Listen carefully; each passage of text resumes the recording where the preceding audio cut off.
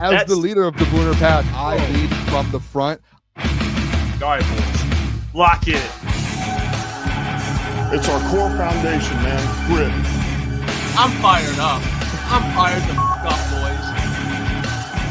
It's pumping right now. It's got my juice pumping, boys.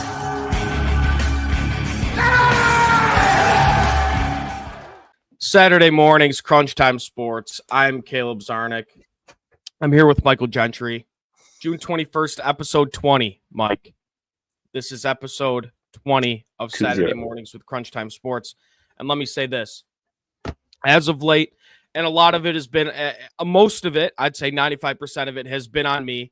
Hasn't necessarily been a weekly thing. You know, we both have, jobs, family stuff, but every week that we know we're able to do this show, we're always very, very excited. Mike, how we feeling today? I'm doing good, Caleb. I got woken up by a crazy thunderstorm like we've seen for the past 7 days. It just was loud as shit. I swear it was like a lightning bolt hitting my street, like Anakin said in the chat here. But I'm doing good. We got the Tigers ahead of us in 2 hours. We got T-Conk's camp today, so we're gonna have a good day, Caleb. Are you a little bit afraid of thunderstorms? You strike me as a guy that would be a little bit afraid. No, I actually do enjoy watching them too. But I was just I texted you last night. I was so tired. Finally went to sleep. Then get woken up out of a dead sleep to a goddamn thunderbolt hitting my goddamn driveway. So, well, I'll tell you what. It's better than an alarm clock. I'd say. Really wakes you up. A lightning bolt wakes you up. But we got a packed show today. We got Tigers. We're going to talk a little Pistons offseason because there was a couple trades that were put on my desk that I want to talk about. Some potential trades for the Tigers. And then in honor of graduation party season, we're going to do a little graduation party must-haves in the Midwest, a little draft format. So I'm excited for that. Mike, the first thing I want to talk to you about, well, two things. I feel like we always open these episodes with some golf. I just want I don't know if we got a chance to talk after the Oakmont round. I think you are more knowledgeable than me about golf, and this is the question I have for you. You're playing the same tees as these dudes at Oakmont. I mean, it's like a bread and butter question. I got to ask you. You're playing the same tees, same conditions. What are you shooting? I'll ask you this. Are you breaking? Yeah. Are you finishing? I would finish just to see how bad I would actually do, and I would have to have a complete score just knowing me. But probably like a 200. There's no way. Those those conditions are disgusting. They look impossible. But next weekend, I guess next week kind of starts next week. Rocket Mortgage. That's always a good time here in Michigan. Detroit Country Club should be a great time. I think.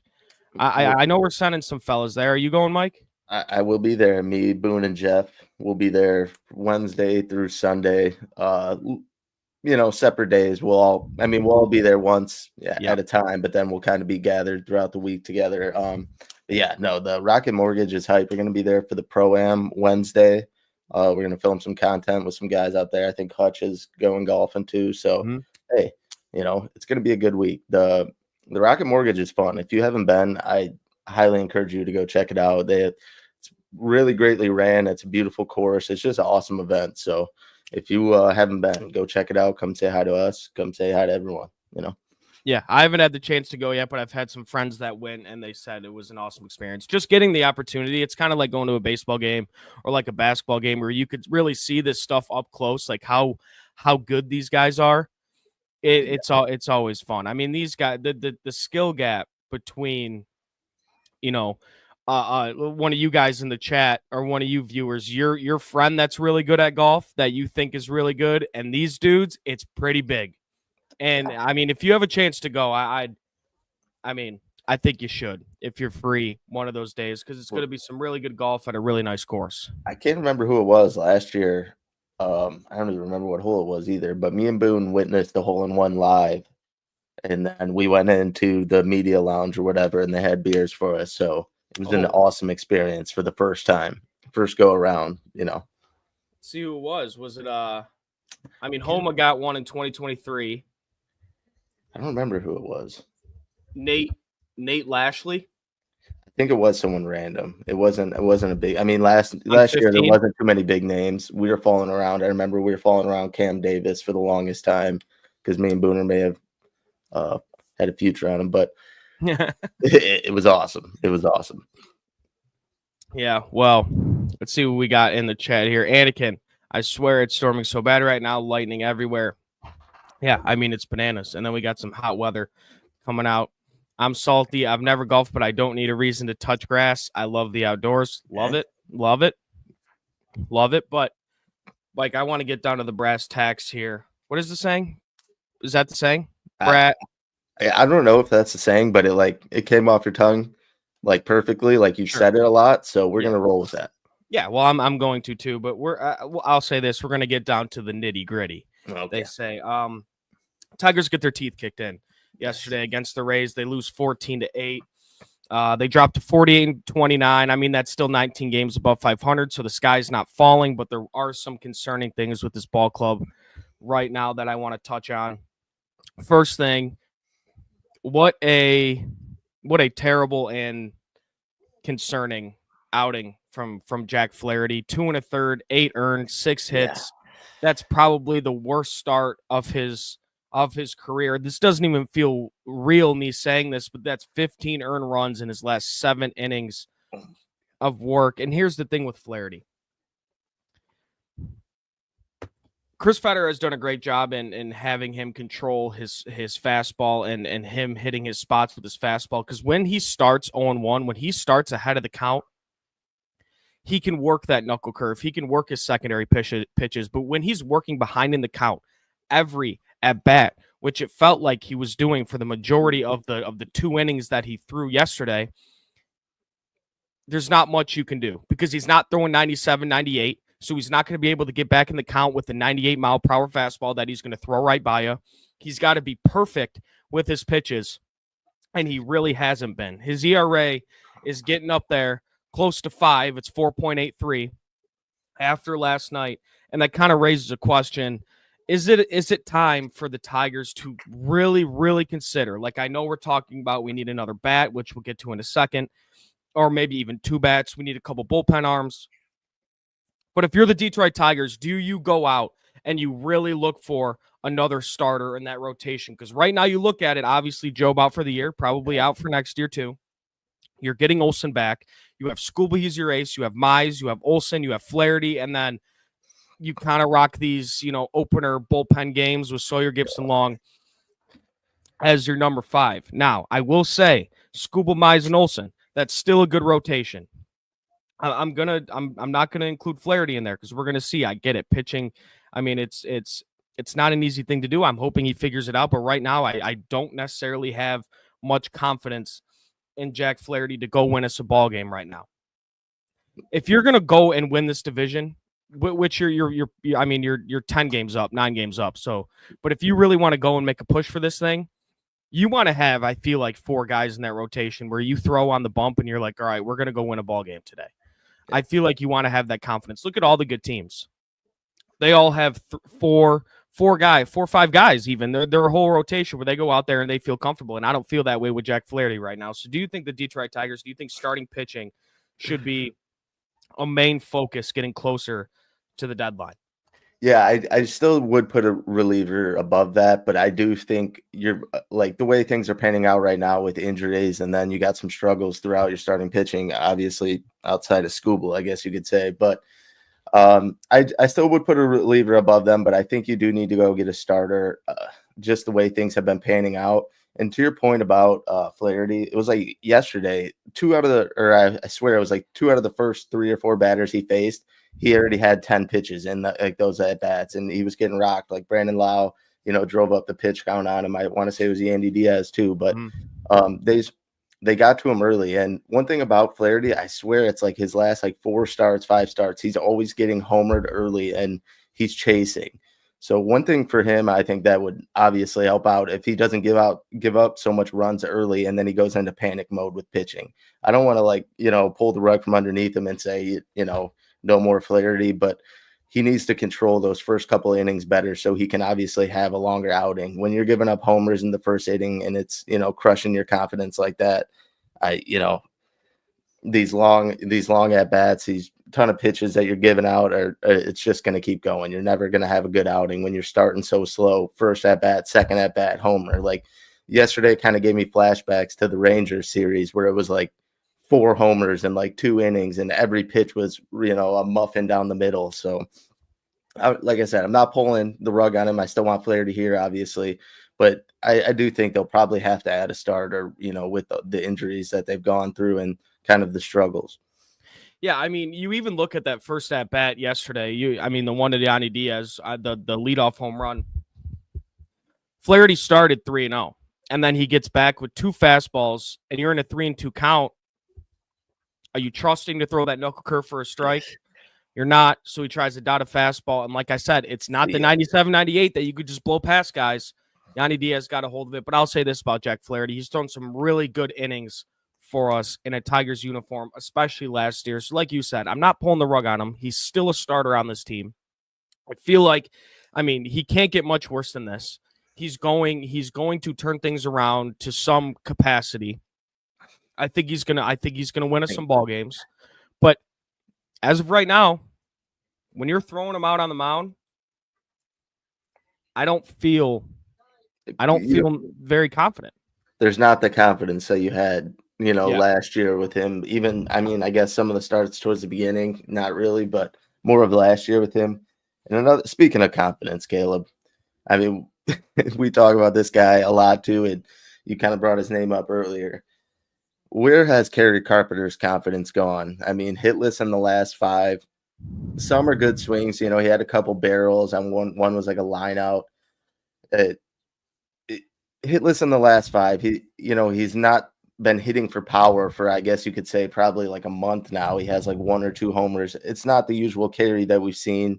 We've kind of seen that type of Kerry kind of rub off on Riley Green, 2 homers last night. He's just been hot. He's hitting the ball for power and whatnot. What's up with Kerry? And do we get worried about this? Because obviously we know how Kerry is against lefties. He's basically damn near irrelevant. And then when he's only playing half the time against, righties or whatever it is, and he's so limited, like, what do you do with a guy like this that's struggling? Because you can't just keep him out there all the time.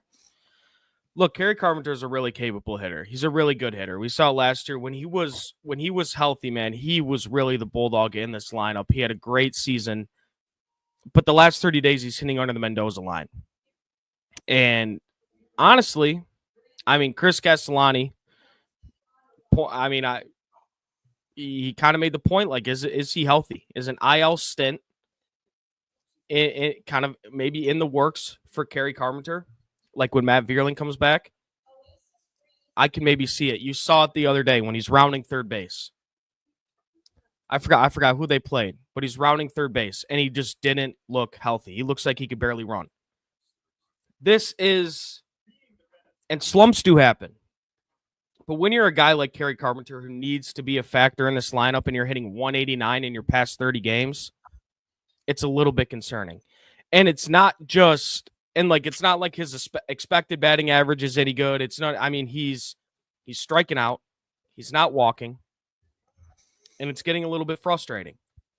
So am I fully concerned am I concerned that Kerry Carpenter won't turn things around? No, I think he will. I think he's a good ball player. But if he's not healthy, if he just needs some time to reassess everything, you give him a couple days off in a row, I think you might have to do that because right now it's ugly. And he's had some opportunities, man, where, 2 outs, runners on second and third, and he's not putting together a good at bat for this team. And like I said, frustrating, but I do think he could turn it around. Now, do I think they wait for Matt Vierling for him to go down? Like if he had to go on a little, 7-day IL, something like that. Yeah, I think they wait for Vierling to do that, for him to come back. What about? I don't know. You really need Kerry Carpenter to step up. Yeah, no, I mean, he hasn't had a game or 2 games with back-to-back hits since May 28th and May 30th. He hasn't hit a home run since June 2nd. I mean, Mike, outside of the 3 home run game against the White Sox, he's been a non-factor in this lineup. Yeah. And it's disappointing because we know what Kerry Carpenter could be, man. He's a good hitter. He's a good player. Fielding, that's a whole different other thing. I think he's a DH. What about the possibility of J-Hen? Because, I mean, obviously, we've had a couple instances. We move Javi to the outfield. J-Hen at DH. Kerry's been playing a little bit of DH, or obviously been playing right field, so you swap them around. What about J-Hen? Do you think that could be an option? Well, I mean, like I said, I think Veerling's the guy. Yeah. I think they bring Veerling back up. I think he's the guy, and I think they like Jemiah Jones. Obviously, Jemiah Jones is the guy that crushes left-handed pitching. Yep. But he might get some more opportunities against righties if Kerry isn't bringing anything to this lineup. But I mean, that's a guy we just need to heat up. We need Kerry Carpenter to heat up. I mean, you've had, and I want to talk about another guy too. And me saying this, I'm not saying the sky is falling. I mean, we're 19 games above 500, and we're 9.5 games up in the division. Yep. We have guys like Spencer Torkelson too, who are hitting at the Mendoza line, hitting 200 the past 30 days. I mean, your lineup, your offense is really being carried by 2 or 3 guys right now, and Riley Green, who we'll get to in a second. I want to talk a little bit about Riley Green and Gleyber Torres. Javi. Dingler at points. Oh, yeah. But, I mean, Kerry Carpenter and Torque, they need to heat up. They need to. Those are the guys they're in the middle of our order. We need them. Big time. And we called out, obviously, those 2 and Riley Green, and Riley Green has kind of showed up since that. It's, been 2 weeks out, but you've seen him get clutch hits. You've seen him hit for power, so I totally agree with that. We talked a little bit about the trades and, that we want them to go acquire a starting pitcher. We want them to go acquire a reliever, maybe a bat, maybe 2 bats, who knows.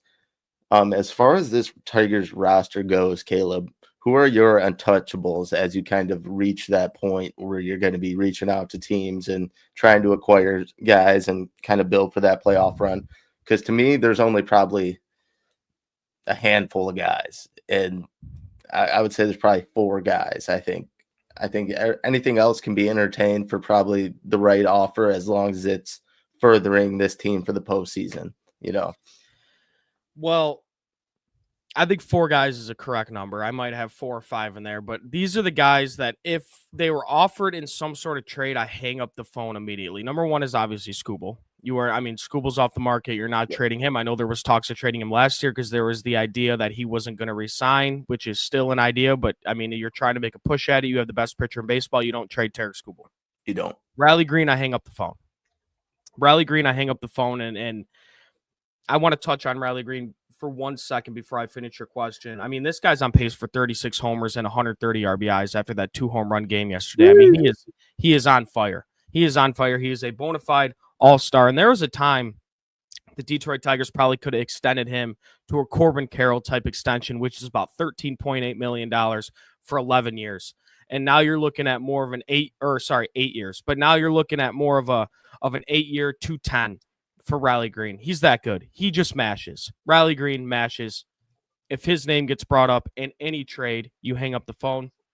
Another guy, Mike, he is unbelievable. This guy, Kevin McGonigal, I could talk about him all day. He should be the number 1 prospect in baseball. I talked about it on the show last week. I know there's guys, Roman Anthony, Bubba Chandler, all these guys. I know Roman Anthony's in the MLB right now, but all these guys are ahead of Kevin McGonigal right now in the prospect rankings. Kevin McGonigal, he should be the number 1 prospect in baseball. You do not trade him. He is going to be one of the cornerstones of your franchise. He plays the middle infield, and he absolutely rakes. All this dude does is hit. He doesn't strike out. He walks a ton, hits for power. I mean, that's a guy.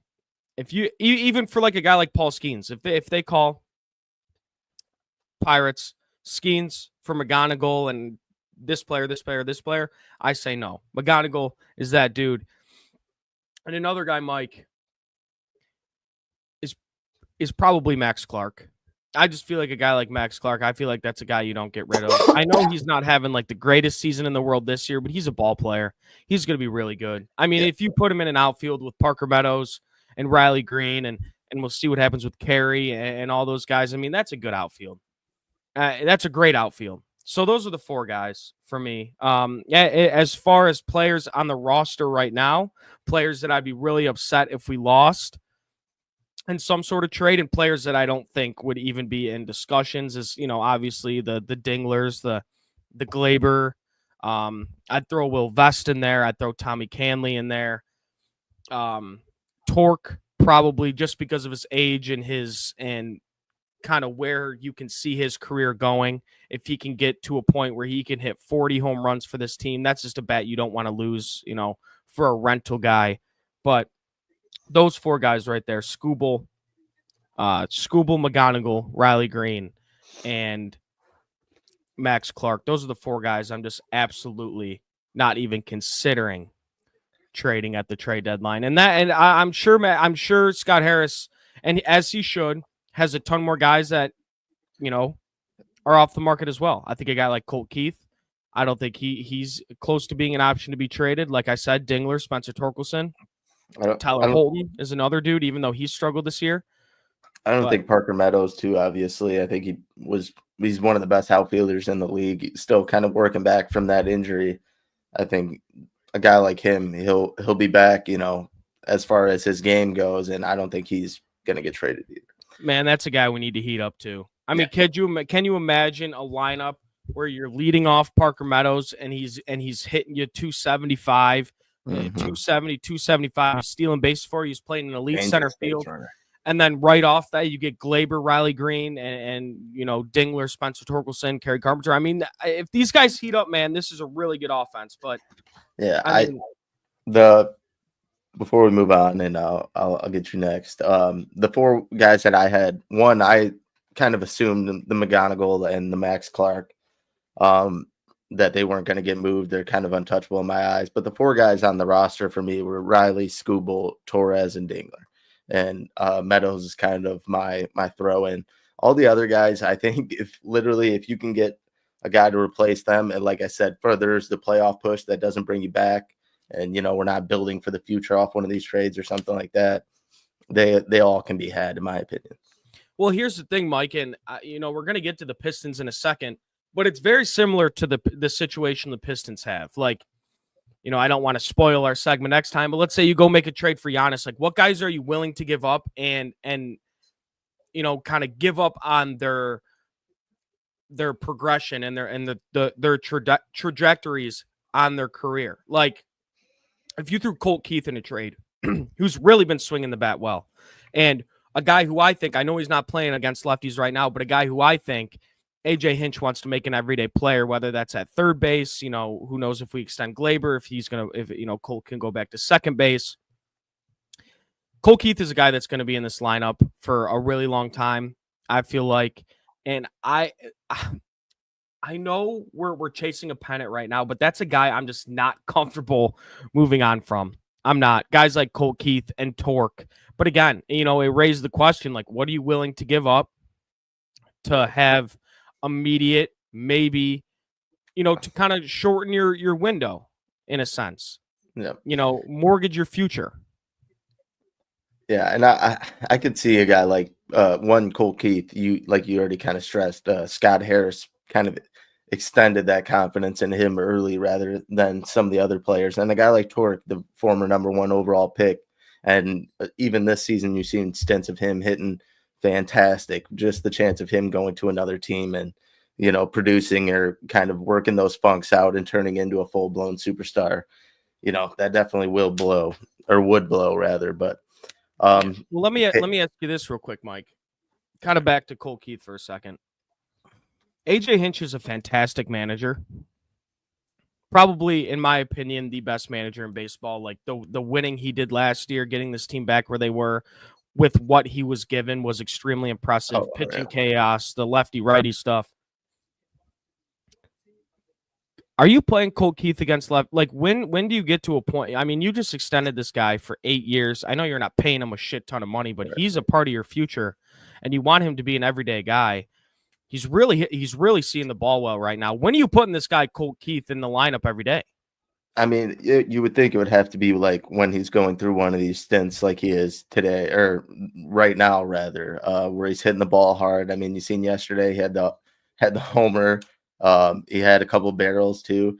I think it's when a guy's at his highest right now as far as confidence goes, this would be the best time to attack that, because you've seen the homer. What was it? It was probably 2 feet above the zone. Like he's swinging at. He hit one yesterday too. Yeah, he's swinging with confidence. Yeah, and that was a bomb. And I mean, he had a barrel like 2 innings later too. So, I mean, he's hitting with confidence. I think if you're going to do it, you would want to do it through one of these stints. I don't think you're going to wait for him to go iffy or wait for him to be on and off to like, hey, let's try him against a lefty. If he's hitting great right now against righties and he's hitting with confidence, right now would be the time to do it. And I mean, you've kind of seen this lineup. I don't want to say it's been up and down, but some of the guy, I mean, because he's been great at slotting people in for, and that for them to make an impact. But there has been a lot of guys in this lineup that have been up and down. And for a guy like him that's hitting well right now, it would probably be best that you try it out right now. Yeah, exactly. But I mean, Crazy Clown said it. I can't believe the year is halfway over. It I is. mean, that is that, and time flies when you're having fun, Crazy Clown. I mean, this is a good ball club we got right here. And I mean, it's a lot better, 48 and 29 is a lot better than the 20 and 50s we've seen, over the past 20 years. But I want to get to this real quick, Mike, before we move on to the Piston. Again, from Crazy, or I guess Greg says it right here. Greg says it right here. Green starter, all-star. Crazy Clown says, I'm gonna vote again after the show. Hell yeah. To you. I know, like, it's easy to say, like, oh, this guy should be an all-star. This guy should be an all-star. This guy should be an all-star. I mean, he's been so good. To you, who are the solidified, we'll say, are there any solidified all-stars on this team outside of Riley, Skubal, and Glaber?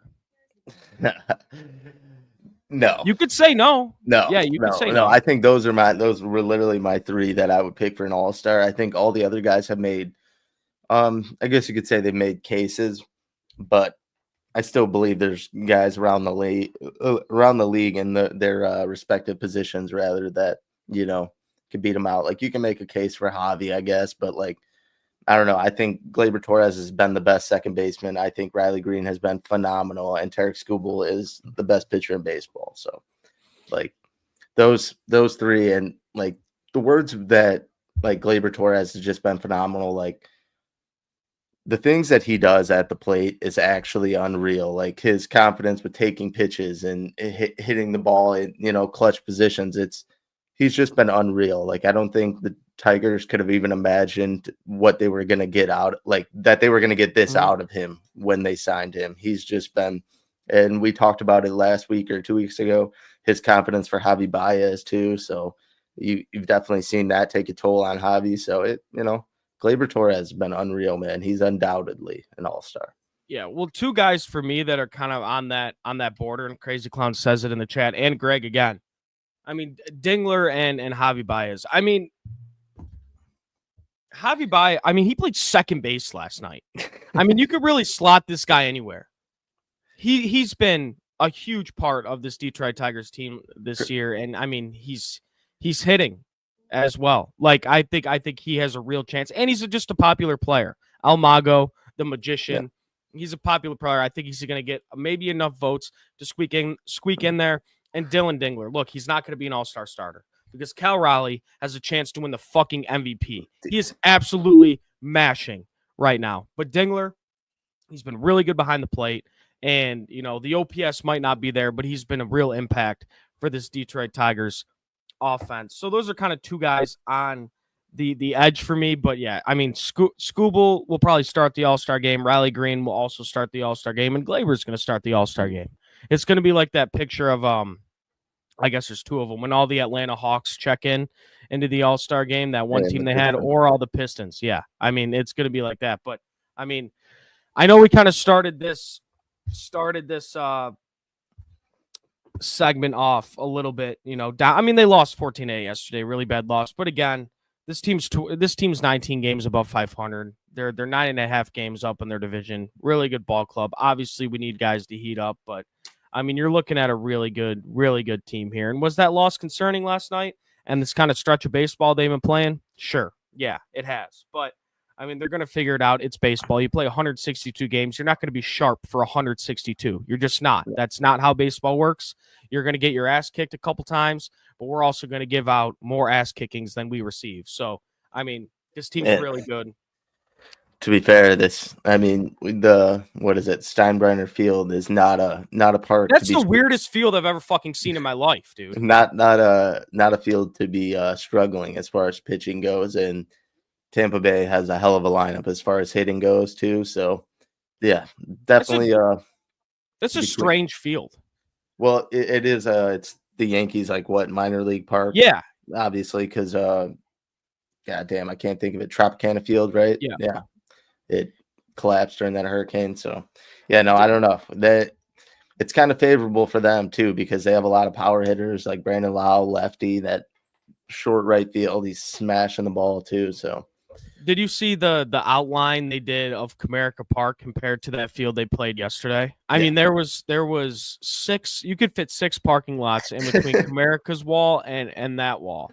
I mean, it's crazy. But I mean, hats off to the Rays. This is going to be a really fun series. I said it going into this series. I think I tweeted it out, but I mean, this is going to be a very competitive series. These are 2 of the best teams of baseball right now. I mean, if you win this division, if you come out and win this series. I mean, everything we just said doesn't fucking matter as long as you're putting W's in the win column. But we're going to move off to another sport here, Mike. The Pistons season's going to – I mean, I know the NBA Finals is still coming up.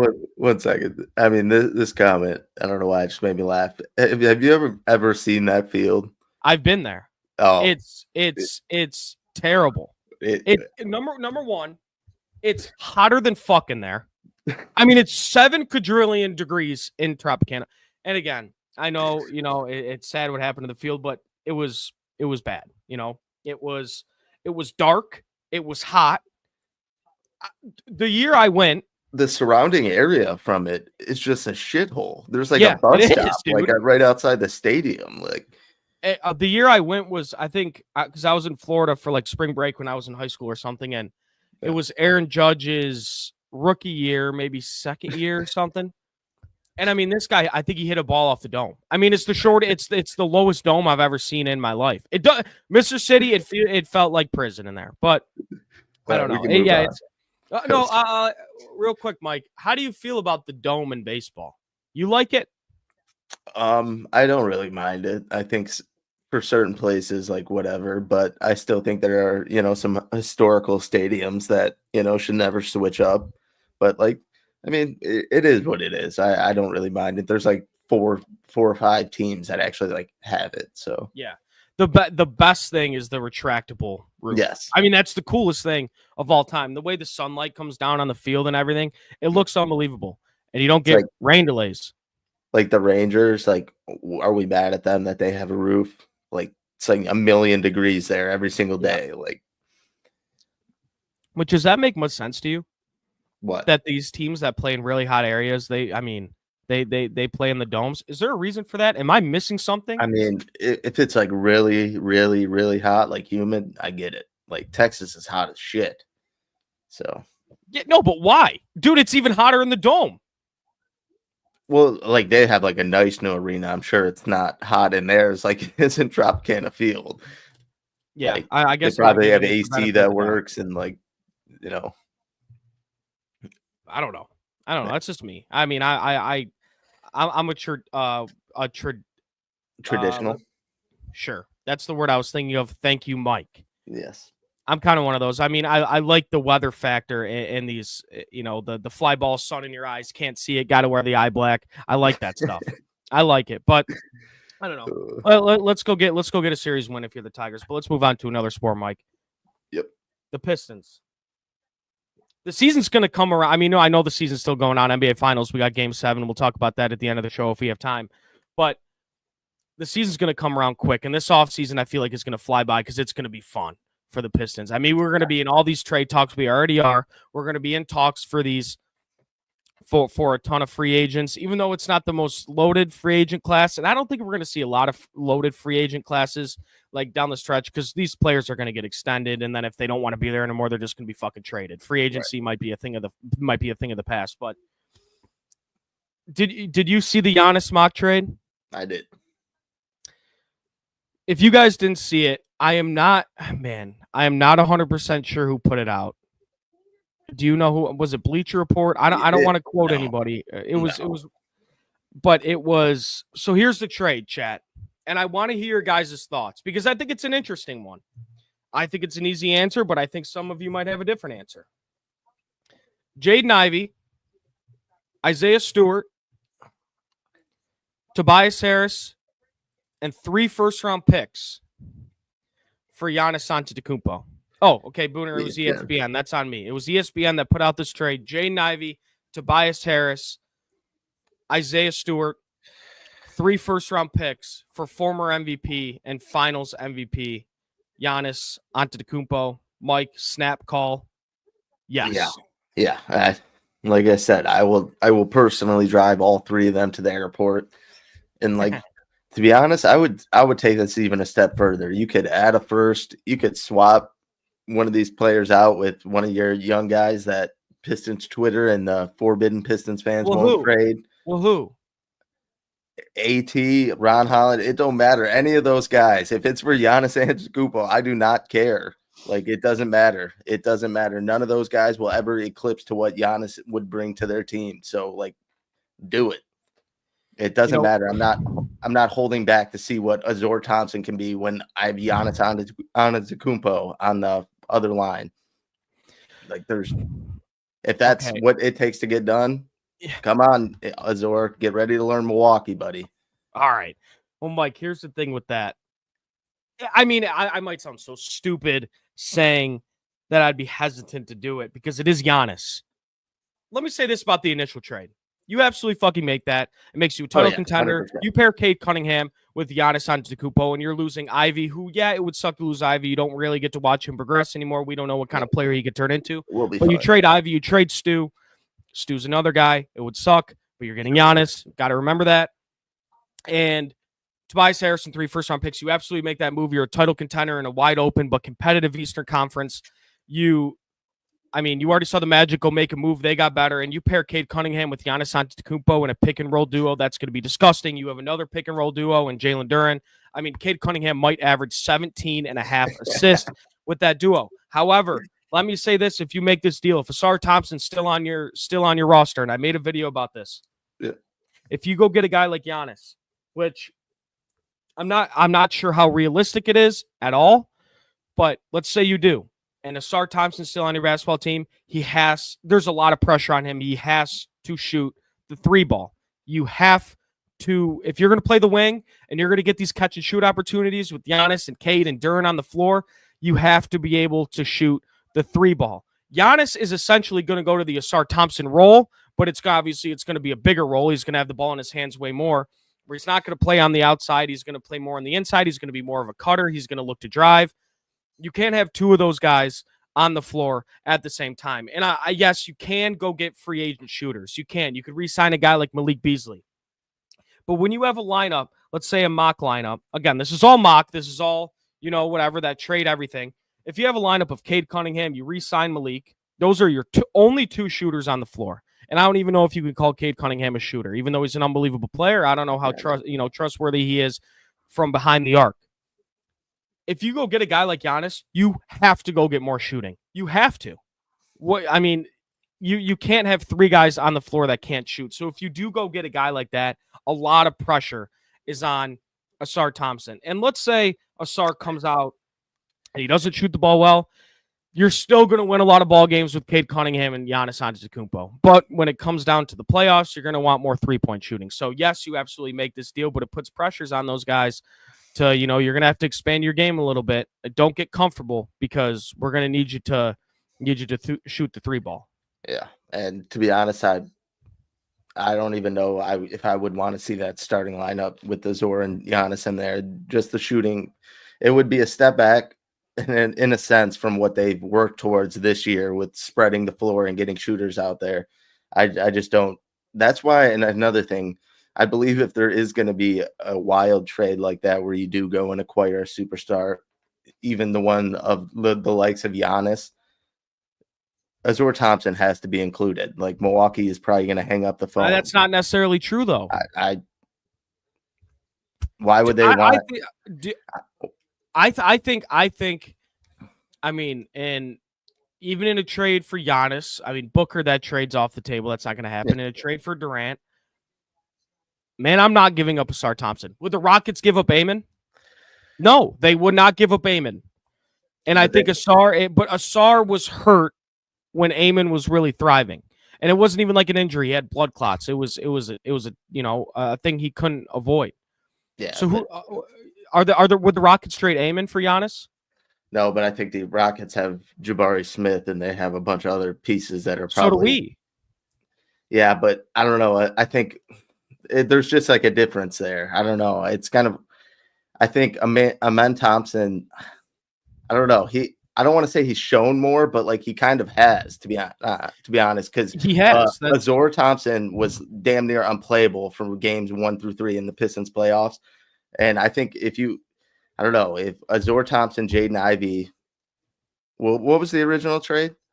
It was Jaden Ivey, Isaiah Stewart, Tobias Harris, and 3 firsts. Yeah, I don't know. I just don't know if the Bucks would be willing to like go all in on Jaden Ivey as being that one like young guy that they get out of the trade. I think they would go for the bigger fish. That would be Ausar Thompson.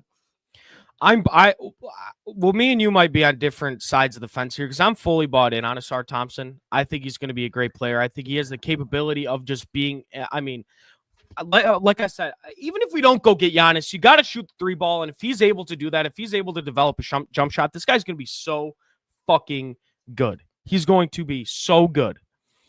And, he missed so much time last year while Amon didn't. So Amon was able to progress and get better as the year went on. For a long time, it was like Ausar was, still getting his conditioning back. And now Asar's on a good team. The Pistons are a good team. So, when you get these winning vets in here and you keep winning ball games, you're going to get better as a player. So, Mike, I know it's Giannis Antetokounmpo, but I would be very, very, very hesitant if Ausar Thompson was included in a deal. Now, a guy that I wouldn't be that hesitant to trade, for a Kevin Durant or a Giannis is Ron Holland.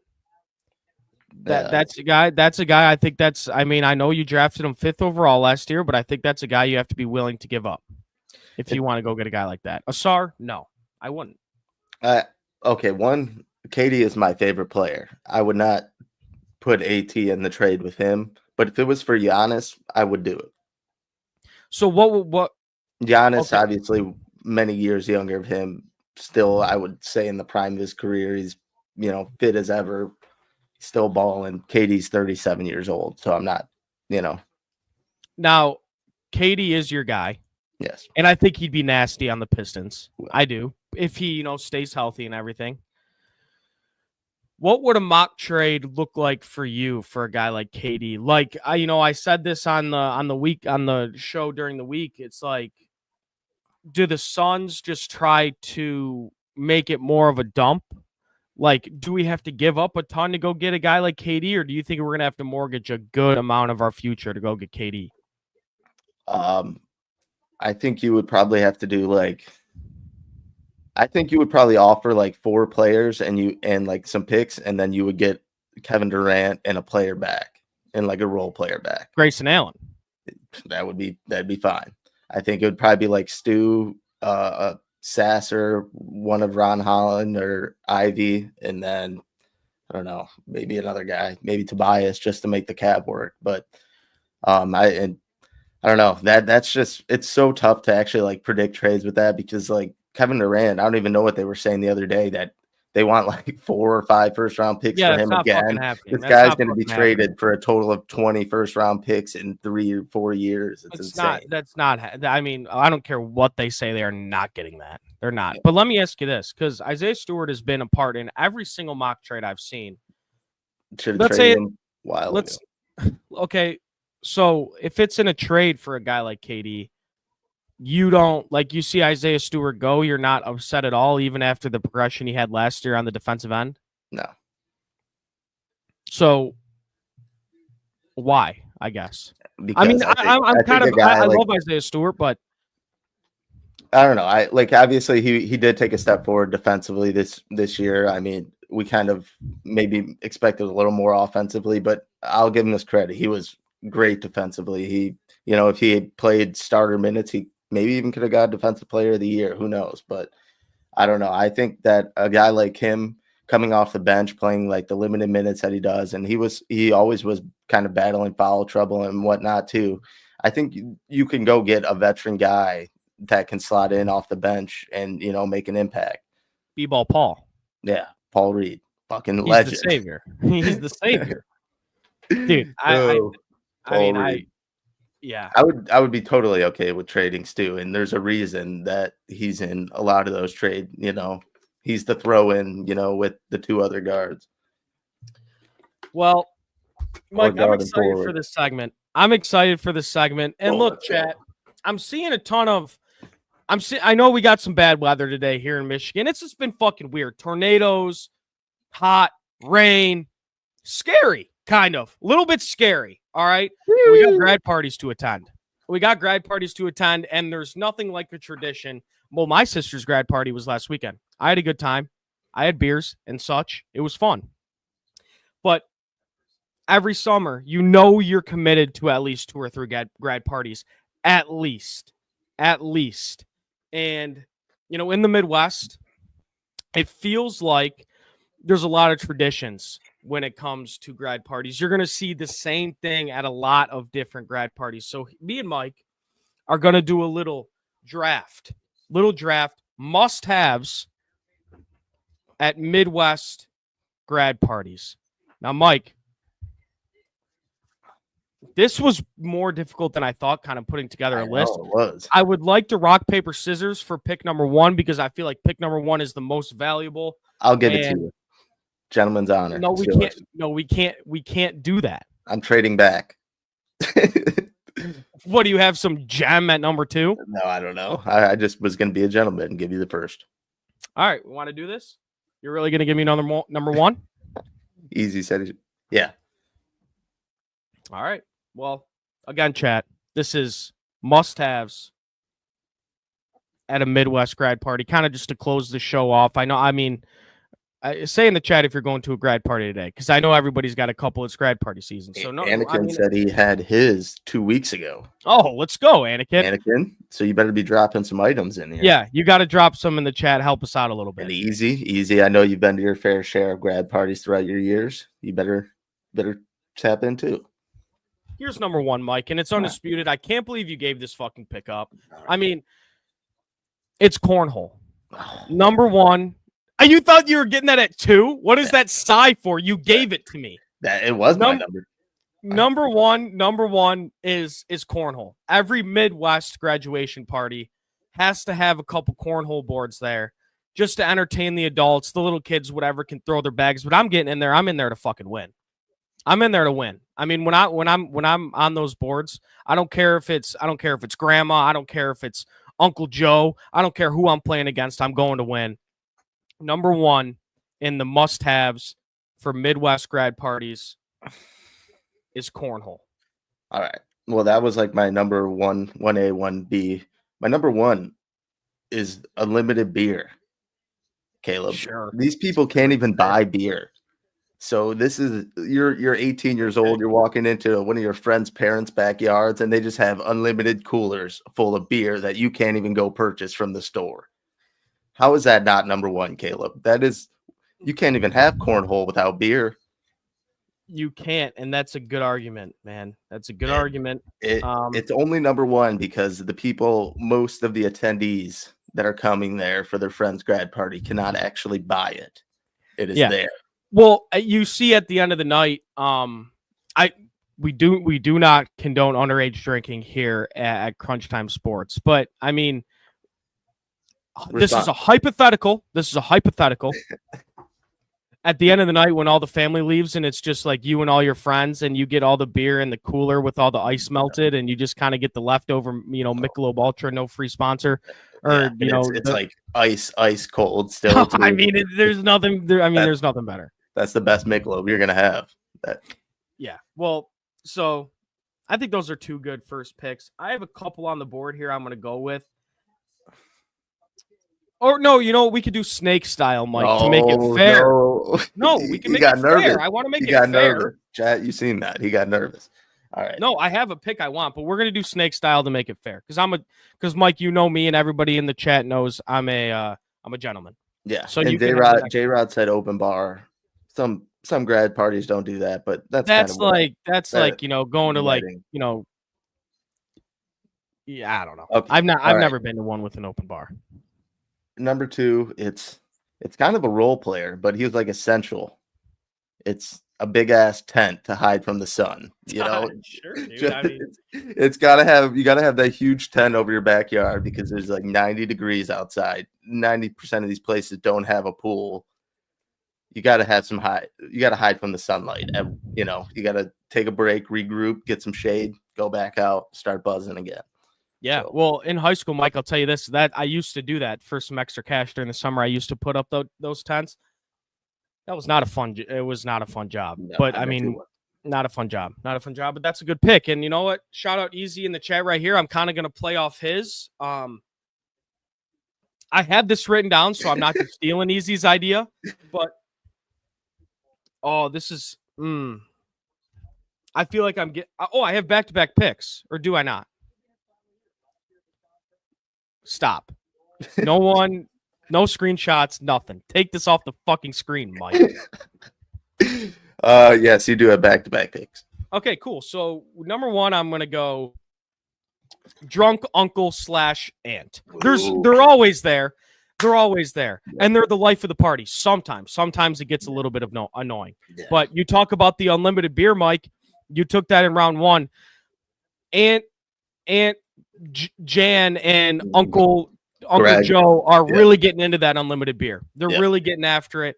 And they're most of the time they're the life of the party. They might stay until late and help clean up. They're helping clean up is just to help finish the beer. Yeah. And I mean, most of the time they drive home really irresponsibly.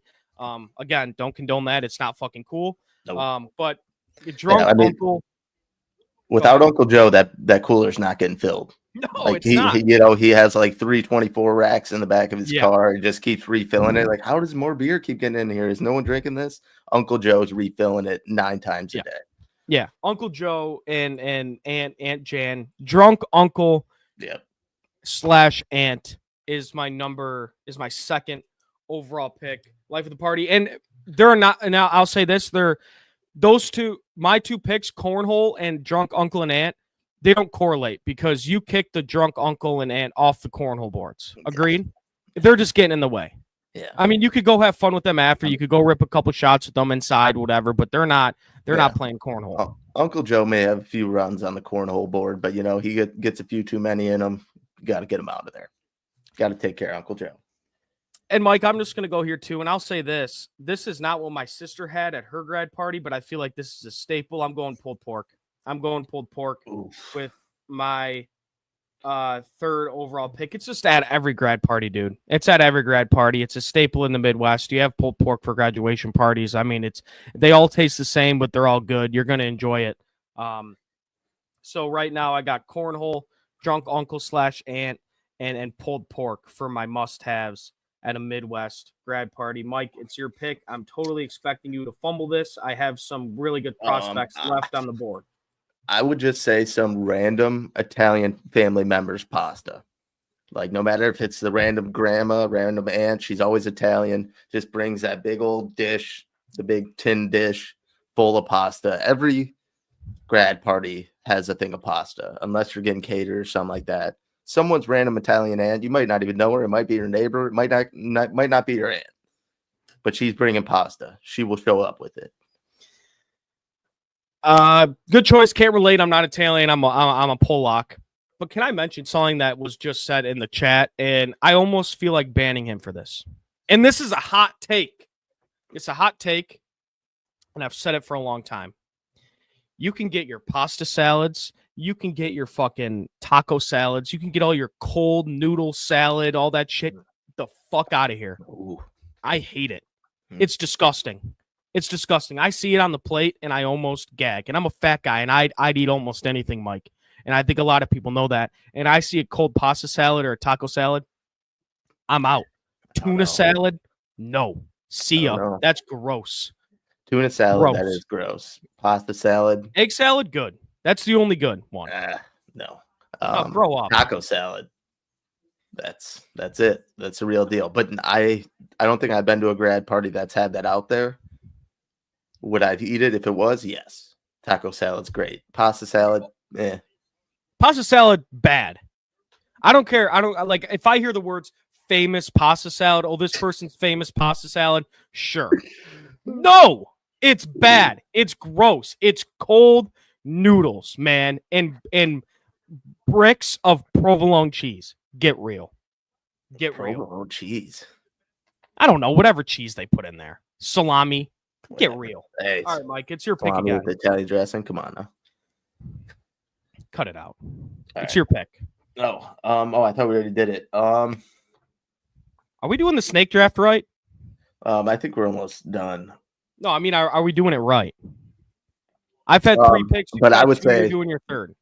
Yeah, whatever. A DJ, because you don't want someone's random dad putting on the 70s tunes. You don't want all that. You need someone that's in their bag, keeping the vibes alive the entire day. This person's gonna have a long day. They're gonna have a lot of songs to go through, so he's in control of a lot. A DJ, it goes like the mom, the dad that are hosting this, like the person that's graduating, and then the DJ. Like, yeah, we don't really care that it's a graduation party. DJ, play some good music. Mom and dad keep the whole thing under control. It's just another day for the kid. I'll say this. I would say you will see a DJ at a graduation party about 25% of the time, but that 25% of the time, it's elite. It's elite, especially when you get into the late night. And, you know, the DJ, you kind of can put some requests in and you get things rolling. That's a great pick. That's a great pick. I don't know if it's necessarily a staple because you can rock a 70s, but you can rock an 80s, 90s playlist and get away with it. But when it gets down to the nitty gritty and everybody wants to hear good music, a DJ is vital. Yeah, you don't want Uncle Joe on the touch tunes or Uncle Joe on the MP3. Like it's gonna end bad. You know how Uncle Joe gets. Here's mine, Mike. I get to close it out here. My final 2 picks, and drop some in the comments. I've seen some of you drop some in the comments. I see from Phil, pickup bed full of Budweiser cans. Budweiser, and that's an interesting choice. That's not my cup of tea, but yeah, I mean, it's fine. That's a good one. But I'm going to close it out here with 2 absolute gems here. I'm going to go cars parked in the front lawn. Nobody's driveway is full enough to hold 30 cars unless you're Eminem or Jared Goff. Like you don't have a house big enough that could fit all these cars. They're going to go on the front lawn. Your dad's going to be pissed off. Or Uncle Joe's going to be pissed off because you know, the lawn might get a little bit ruined, but, you know, whatever. Cars parked in the front lawn. The second one, I mean, I could go 2 options here. I'm going to go euchre table.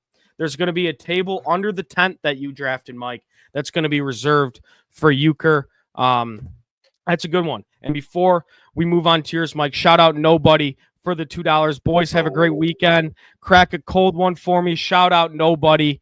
You're the man. Thank you very much for the $2. Let's have a great weekend. But, Mike, close it out with our final 2 picks here.